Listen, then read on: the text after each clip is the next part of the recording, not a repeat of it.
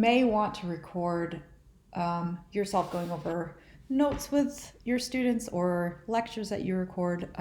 If you use Notability paired with AirServer, it makes it really, really easy. The very first thing that you should do is make sure that Notability is up to date. Notability just pushed out a new update that allows for some presentation mode, which is kind of cool. So if you go to the App Store, oops, here I'll show you how to do it. Click search, type in Notability, see what it looks like.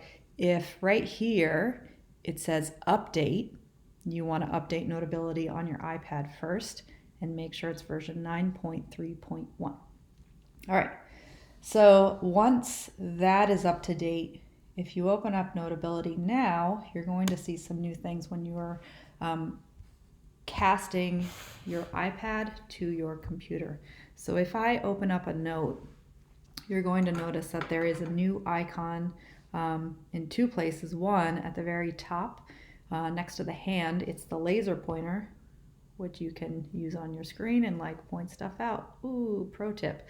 The other one is up here, and it is for presentation mode. So if I will go into presentation mode, you notice the difference. There's no icons on the screen that you can see, but I can see them on my iPad, and I can switch back to screen mode. So that's all great, but let's say you want to record yourself talking while going over the note sheet that you've given to your students or lecture that you're going to be going through on your iPad.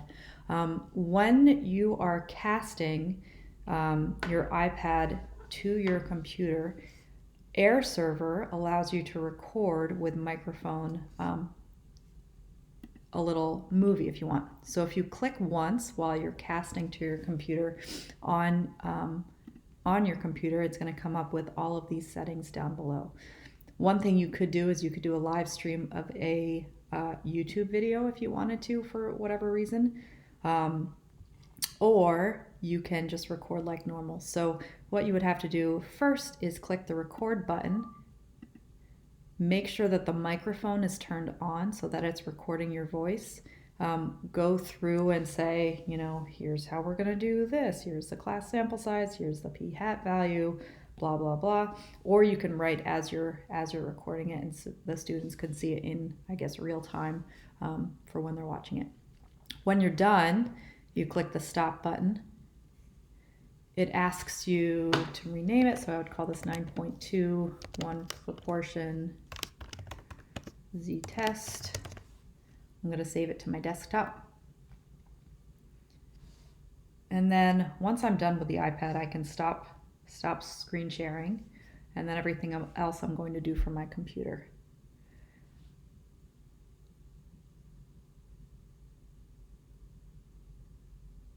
So this is the brief movie that I just made that you watched.